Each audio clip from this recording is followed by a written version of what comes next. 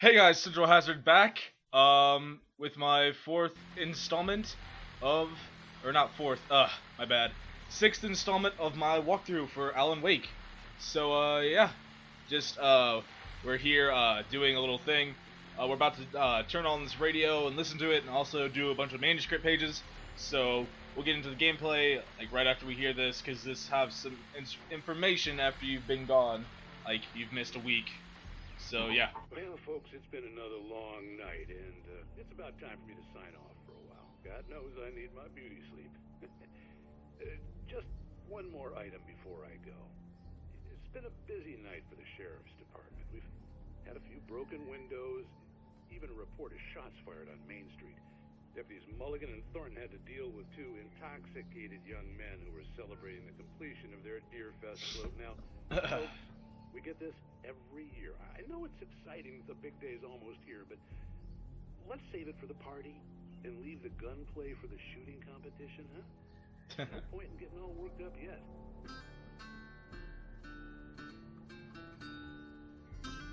Alright.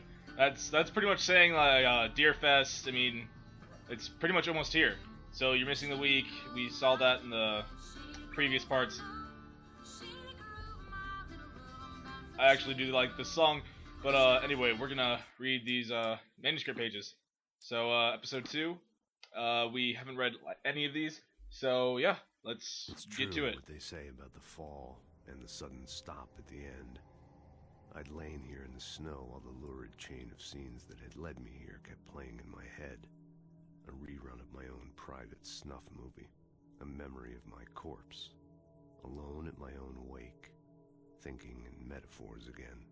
The femme fatale was gone. Only a sour taste remained of the kiss that killed me. This was a late goodbye. 13 years after I'd gotten my revenge, it had finally caught up with me. It had been a long time to bear the pain.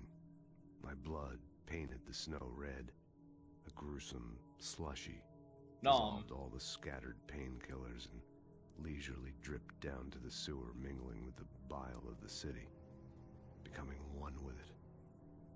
I can see them now, my wife and my baby. Honey, I'm home. Huh. That's slightly morbid. The kidnapper fired his gun one last time, and the shadow vanished into the darkness it had come from. See? Nothing to it, Wake. The thought of Alice in his hands was revolting. We stood on the wooden platform of Lover's Peak, the waterfall on the mountain behind us, the lights of the radio mast blinking red in the heights above. I fought with the urge to take a swing, force myself to speak. Let's cut the act now. Where's my wife? Huh. Alice looked through the viewfinder, lining up the shot. Cauldron Lake was breathtaking. Something caught her eye. A figure standing in the shadows behind the cabin, like a thin woman in a black dress. She lowered the camera and looked again. No one there. Just a collection of bushes that looked vaguely human-shaped. She shook her head and laughed. Yeah, laughed. Alright, so that's all the pages we have for right now. So, let's go.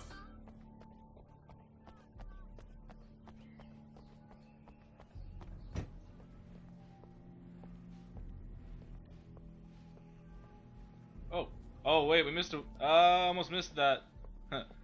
Shows you how much I've played the game. Okay, let's read this. That would have been. In spite of its human mask, to describe the dark presence as intelligent would have implied human qualities on something decidedly inhuman. Nonetheless, it found the one spot in the diner that was dark enough. Some light spilled into the corridor, ravaging it. But it took the pain. Horrible as it was, the writer would soon fix that. He would be coming to the one place where it still had power. Oh, nice. Alright, anyway.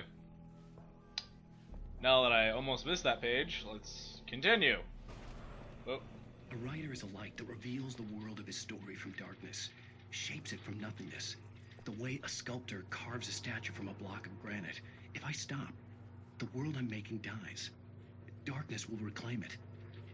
It's a long, hard journey into the dark. Alice's life is at stake, but I can't think about that, or I'll lose it. The dread lingers at the edge of perception. I'll push on. Anything is possible here. I'll write the story. I'll save her. Huh. Well, anyway, let's go. Marvelous, Sarah. I just wanted to settle all the damage the Anderson brothers might have inadvertently caused on their recent and regrettable little outing. They are not accountable for their actions, of course. I can assure you that my staff has been reprimanded. Tor and Odin never... Are you feeling any better, Probably Mr. should have Wake? stood a little bit longer so I'd you like could to hear all leave. that, but Am I free oh to well. go? Well, we still need to talk about... Am I under arrest? No, of course not. But I need to know where you'll be staying so I can get in touch with you. I'd avoid the motel. The Majestic is known for its roaches. The cabins at Elderwood are pretty nice, though. That sounds perfect. I'm Dr. Emil Hartman. I'd like to invite you to stay at Cauldron Lake Lodge. Did you talk to my wife? I had the pleasure of discussing your situation with her on several occasions. Did you set something up with her? I invited her here. My clinic is a place where... Boosh in the face! Yes! I hate him. You guys will find out why, but Get I your hate hands him. off of my client. Who are you? I'm Barry Wheeler, his agent. If you have business with Mr. Wake, you talk to me. You yokels won't know what hit you once I sick my lawyers on your asses. No harm done, Sarah. I'm all right. I don't want to press charges. Mr. Wake, my offer still stands. Get me out of here. That was awesome. Way to go, Alan. What the hell was that about, Al? We don't need a replay of that thing with the paparazzi. I thought they were gonna lock you up. We all sort of thought that, but I had to talk to someone. Yeah. I told Barry everything. He thought I was certifiable, but when he heard about the manuscript, I had him.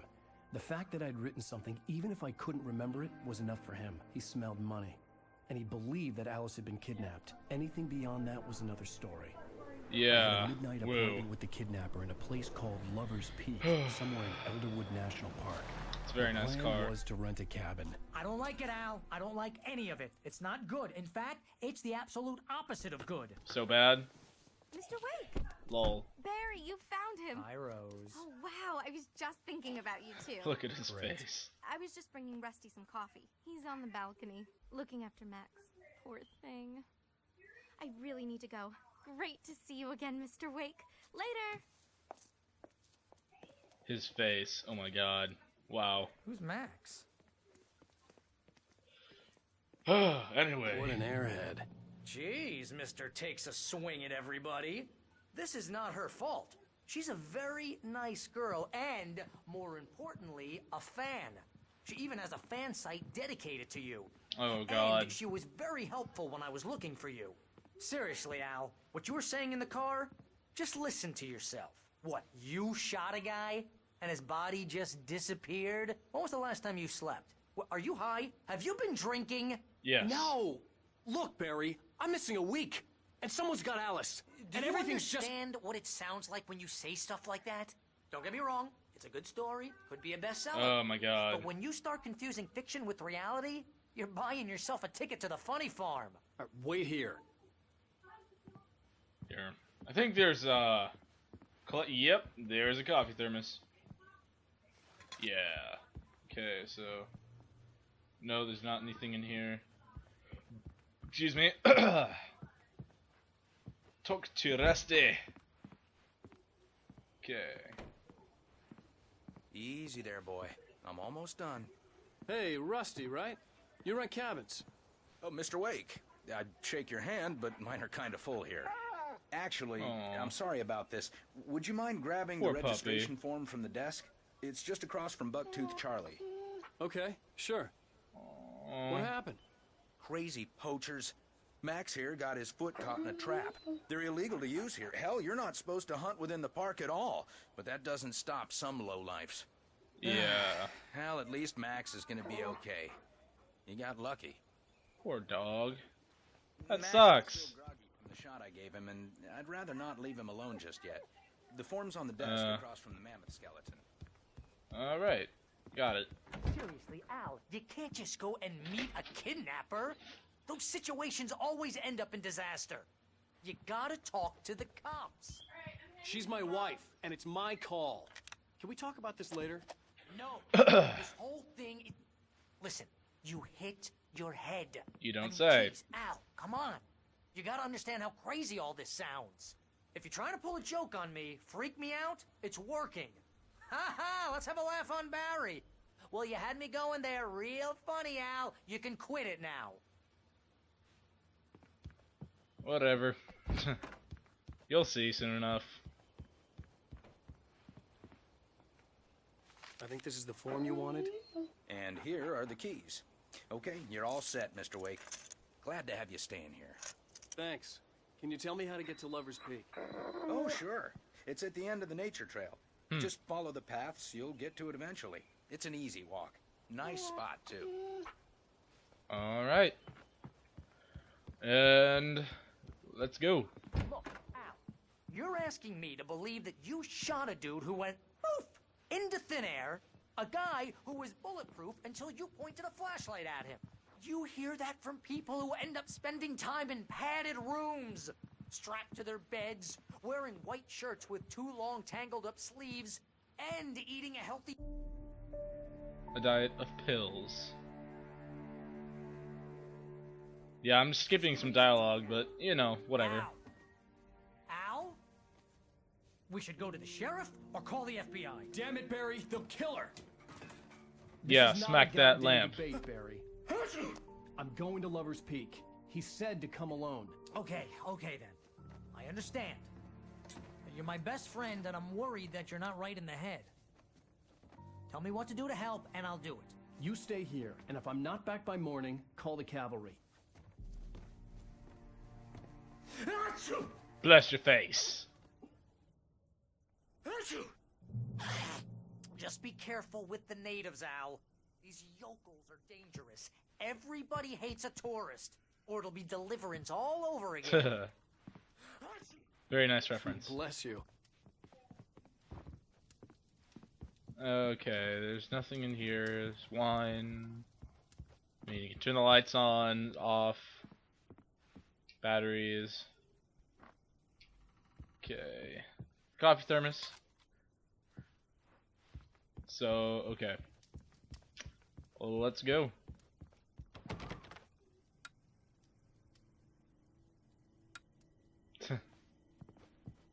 Oh, okay. Oh yeah, gotta go out this door.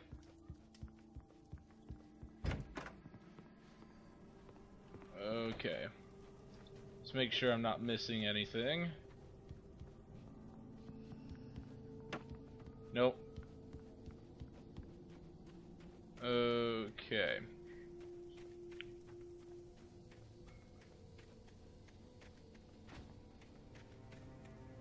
See, I think there was something back here, but I'm not sure if it was on nightmare mode or not. Oh, nope, here, coffee thermos. So, yeah, you can't hop in that. Got a jacuzzi, that's pretty nice for a log cabin. Okay, there's no manuscript pages, so, alright, I'm gonna run quite a bit. I'll hold down the fort. I'll be with you in spirit every step of the way, Al. Locking the door now. That's so like Barry. Yep, here we go. Manuscript page. Alright. We'll probably read this and Barry had never in the gotten episode along with Alice, but he knew Alan loved her with an almost frightening intensity. And now something had happened to Alice. And here was Al armed with a gun and saying things people got put in padded cells for. It was as if his friend had experienced a massive psychotic episode and was now totally disconnected from reality. It scared the shit out of Barry. You don't say. Alright guys, that's gonna end the 6th part. Don't forget to